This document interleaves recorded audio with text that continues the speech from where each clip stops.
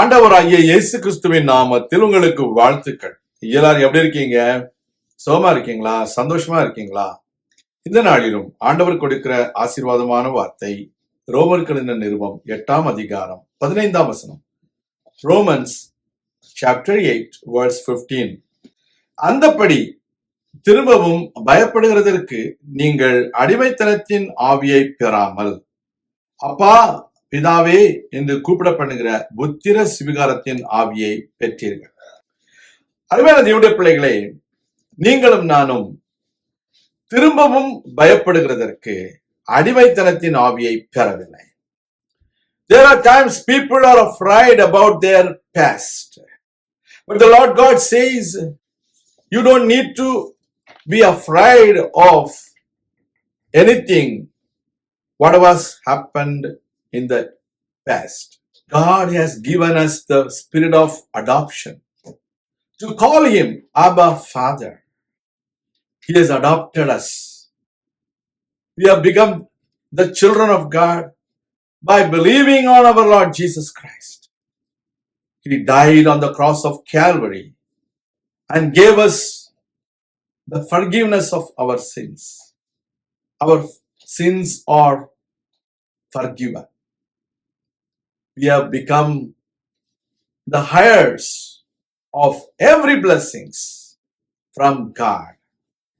பிதாவினிடத்திலிருந்து வருகிற சகல ஆசீர்வாதங்களையும் நாம் பெற்றுக்கொள்வதற்கு நாம் சுவிகார புத்திரத்தின் ஆவியை பெற்றிருக்கிறோம். கர்த்தருடைய பிள்ளைகளே, பரிசுத்த ஆவியானவர் நமக்குள்ளே வாசம் பண்ணும் பொழுது பரிசுத்த ஆவியானவர் நம்மோடு கூட பேசுகிறார். பரிசுத்த ஆவியானவர் நமக்கு சாட்சி பகருகிறார்.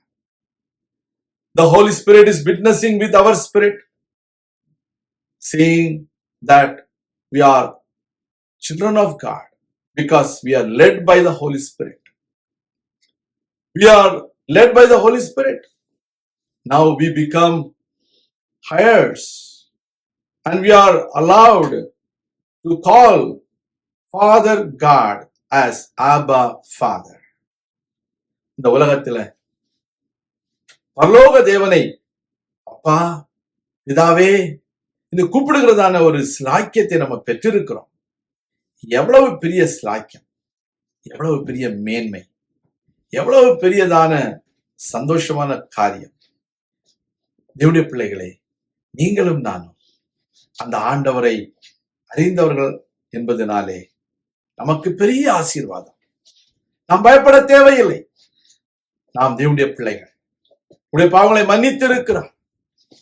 சாத்தான் இனிமேல் நம்மிடத்துல எதையும் சொல்லி நம்மை பயப்படுத்துவதற்கு அவனுக்கு அதிகாரம் இல்லை. நாம் தேவனுடைய பிள்ளைகள். நாம் ஜெபிக்கலாம். எங்கள் அன்பின் பரலோக பிதாவே, நாங்கள் மறுபடியும் பயப்படுகிறதற்கு அடிமைத்தனத்தின் ஆவியை பெறவில்லை. நீர் எங்களுடைய உள்ளத்திலே எங்களோடு கூட நீர் பேசுகிறீர். நாங்கள் பயமுள்ள ஆவியை பெறாமல் அன்பும் பலமும் தெளிந்த புத்தியும் உள்ள ஆவியை பெற்றிருக்கிறோம். தேவரீர் எங்களோடு இருந்து எங்களை வழிநடத்தும், எங்களை பாதுகாத்துக் கொள்ளும், எங்களுக்காக யுத்தம் பண்ண எங்களை வழிநடத்தும் ஆண்டவர். கர்த்தருடைய கரம் எங்களோடு இருக்கட்டும். உடைய பிள்ளைகளை ஆசீர்வதித்தருளும். அவர்கள் ஆவிக்குரிய வாழ்க்கையில் வளரவும், ஆவிக்குரிய ஆசீர்வாதங்களை பெற்றுக்கொள்ளவும், ஆவிக்குரிய வெளிப்பாடுகளை அறிந்து அதன்படி தங்களுடைய வாழ்க்கையில தைரியமாக நடக்கவும் தேவரீர் அவர்களுக்கு உதவி செய்தார். நம்முடைய கரங்களிலே நாங்கள் தாழ்த்தி ஒப்புக் கொடுக்கிறோம். இயேசு கிறிஸ்துவின் நாமத்தில் ஜெபிக்கிறோம் எங்கள் நல்ல பிதாவே, ஆமேன். கர்த்தர் தாமே உங்களை ஆசீர்வதிப்பாராக. ஆமேன்.